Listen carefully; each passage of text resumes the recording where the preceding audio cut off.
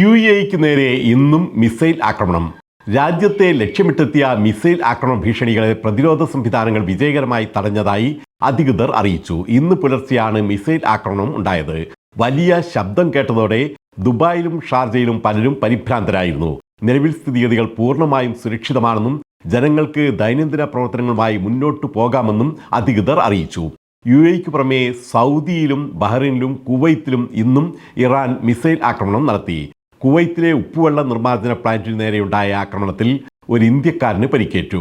എന്നാൽ ഈ ആക്രമണത്തിൽ തങ്ങൾക്ക് പങ്കില്ലെന്നും കുവൈത്തിനെ ആക്രമിച്ചത് ഇസ്രയേലാണെന്നും ഇറാൻ സൈന്യം ആരോപിച്ചു.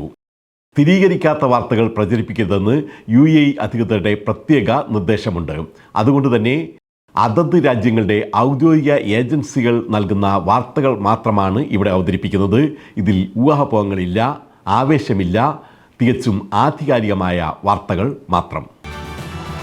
യുദ്ധം 31-ാം ദിവസം നാവികസേന കമാൻഡർ അലിരേസ താങ്സിരിയും കൊല്ലപ്പെട്ടതായി ഇറാൻ സ്ഥിരീകരിച്ചു.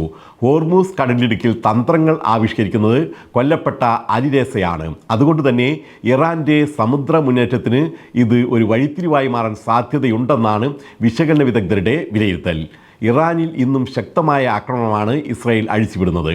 സൈനിക ചെക്ക് പോയിന്റിന് നേരെ ഇസ്രായേൽ നടത്തിയ ആക്രമണത്തിൽ ഒരു സൈനികൻ കൊല്ലപ്പെട്ടു, നിരവധി പേർക്ക് പരിക്കേൽക്കുകയും ചെയ്തതായി ലെബനൻ സൈന്യം സ്ഥിരീകരിച്ചു.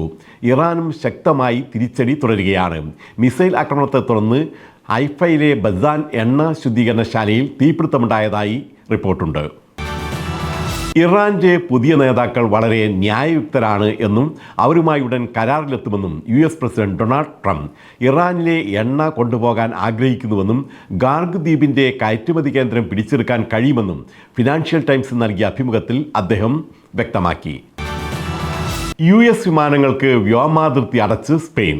ഇറാനെതിരെയുള്ള ആക്രമണങ്ങളിൽ ഏർപ്പെട്ടിരിക്കുന്ന US സൈനിക വിമാനങ്ങൾ തങ്ങളുടെ വ്യോമാതിർത്തി ഉപയോഗിക്കുന്നത് വിലക്കിയതായി പ്രതിരോധ മന്ത്രി മാർഗരറ്റ റോബർട്ട്സ് അറിയിച്ചു. ട്രംപിനല്ലാതെ മറ്റാർക്കും യുദ്ധം അവസാനിപ്പിക്കാൻ കഴിയില്ല എന്ന് ഈജിപ്ത്. ഞാൻ പ്രസിഡന്റ് ട്രംപിനോട് പറയുന്നു, നിങ്ങൾക്കല്ലാതെ മറ്റാർക്കും ഗൾഫിലെ യുദ്ധം അവസാനിപ്പിക്കാൻ കഴിയില്ല എന്നാണ് ഈജിപ്ത് പ്രസിഡന്റ് അബ്ദുൽ ഫത്തഹ് അൽ സിസി അറിയിച്ചത്. UAEയിൽ ചില വാഹനങ്ങൾക്ക് stop drive notice. Opel, Chrysler, Citroen, Dodge, Jeep, Ram എന്നിവയുടെ പ്രത്യേക മോഡലുകളുടെ ഉടമകൾക്കാണ് അറ്റകുറ്റപ്പണികൾ പൂർത്തിയാകുന്നവരെ കാറുകൾ ഓടിക്കരുതെന്ന് നിർദ്ദേശമുള്ളത്. 14 ആഗോള കാർ ബ്രാൻഡുകൾ പുറത്തിറക്കുന്ന വാഹന നിർമ്മാതാക്കളായ സ്റ്റൈലൻറ്റിസ് വാഹനങ്ങളെക്കുറിച്ചുള്ള ഉപഭോക്തൃ സുരക്ഷാ അവബോധ ക്യാമ്പയിൻ തുടരുകയാണെന്നാണ് അറിയിച്ചത്. UAEയിൽ സരയാത്ത് കാലാവസ്ഥാ വ്യതിയാനം. സരയാത്ത് കാലാവസ്ഥയിൽ ഗൾഫിൽ പെട്ടെന്നുള്ള കാലാവസ്ഥാ വ്യതിയാനങ്ങളും സംവഹന മേഘങ്ങളുടെ രൂപീകരണവും ഇടയ്ക്കിടെയുള്ള ഇടിമിന്നലും പ്രതീക്ഷിക്കാമെന്നും ഇത് വസന്തകാല പരിവർത്തന ഘട്ടമാണെന്നുമാണ് കാലാവസ്ഥാ വിദഗ്ധരുടെ വിലയിരുത്തൽ. ഷാർജയിൽ കാസർഗോഡ് സ്വദേശി അന്തരിച്ചു.